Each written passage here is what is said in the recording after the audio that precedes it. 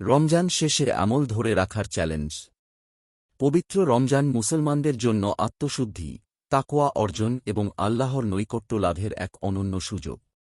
এক মাসের সিয়াম, কিয়াম, কোরআন তিলাওয়াত ও দানসৎকার মাধ্যমে মুমিনের হৃদয়ে ঈমানের এক বিশেষ জাগরণ সৃষ্টি হয়। কিন্তু বড় প্রশ্ন হল, রমজান শেষ হওয়ার পর এই অর্জিত ঈমান ও তাকওয়া কতটা ধরে রাখা যায়? পবিত্র কোরআনে মহান আল্লাহ তাআলা বলেন, হে ঈমানদারগণ!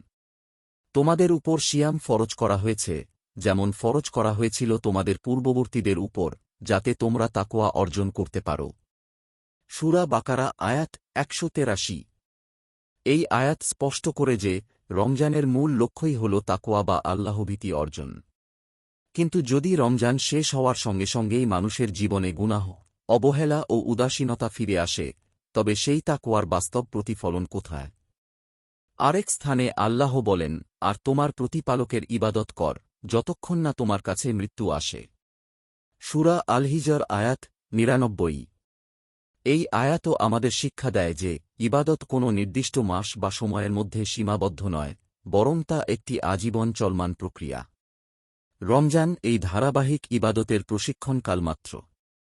রাসূলুল্লাহ সাল্লাল্লাহু আলাইহি ওয়াসাল্লাম বলেন, আল্লাহর নিকট সবচেয়ে প্রিয় আমল হল তাই, যা নিয়মিত করা হয়, যদিও তা পরিমাণে কম হয়।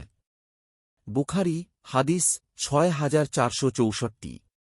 এই হাদিস আমাদের জন্য একটি গুরুত্বপূর্ণ নীতি নির্ধারণ করে যে, রমজানে অনেক ইবাদত করার পর তা হঠাৎ ছেড়ে না দিয়ে, বরং কম হলেও ধারাবাহিকভাবে চালিয়ে যাওয়া উচিত। রমজান শেষে ঈমান ধরে রাখার ক্ষেত্রে কয়েকটি বড় চ্যালেঞ্জ সামনে আসে। প্রথমত, শয়তানের প্ররোচনা। রমজানে শয়তান শৃঙ্খলিত থাকলেও, বুখারী, হাদিস ১৮৯৯, রমজান শেষে সে আবার সক্রিয় হয়ে ওঠে এবং মানুষকে গুনাহের দিকে আকৃষ্ট করে। দ্বিতীয়ত, পরিবেশ ও অভ্যাসের প্রভাব। রমজানে মসজিদমুখী জীবন, কোরআন তিলাওয়াত, রাতের ইবাদতের মতো যে পরিবেশ তৈরি হয়, রমজান শেষে তা অনেকাংশে কমে যায়। ফলে পুরনো অভ্যাসে ফিরে যাওয়ার প্রবণতা বাড়ে। তৃতীয়ত, আত্মতুষ্টি। অনেকেই মনে করেন, রমজানে ইবাদত করাই যথেষ্ট, এখন কিছুটা শিথিলতা চলতে পারে। অথচ ঈমান একটি পরিবর্তনশীল বিষয়, যা যত্ন না নিলে দুর্বল হয়ে পড়ে। এক্ষেত্রে করণীয় কি? প্রথমত, ছোট কিন্তু নিয়মিত আমলের প্রতি গুরুত্ব দেওয়া। প্রতিদিন অল্প কোরআন তিলাওয়াত, নফল সালাত ও জিকির। এই ধারাবাহিকতা ঈমানকে জীবিত রাখে। দ্বিতীয়ত, নেক সঙ্গ গ্রহণ করা।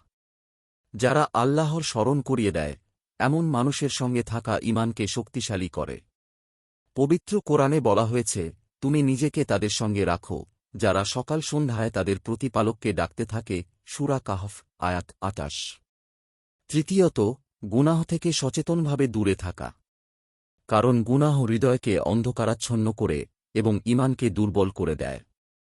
পরিশেষে বলা যায়, রমজান কোনো সমাপ্তি নয়, বরং এটি একটি সূচনা, একটি নতুন, পরিশুদ্ধ জীবনের সূচনা। প্রকৃত সফল সেই ব্যক্তি, যে রমজানের শিক্ষা সারা বছর ধরে জীবনে বাস্তবায়ন করতে পারে। আল্লাহ আমাদের সবাইকে রমজানের অর্জন সংরক্ষণ করার তৌফিক দান করুন।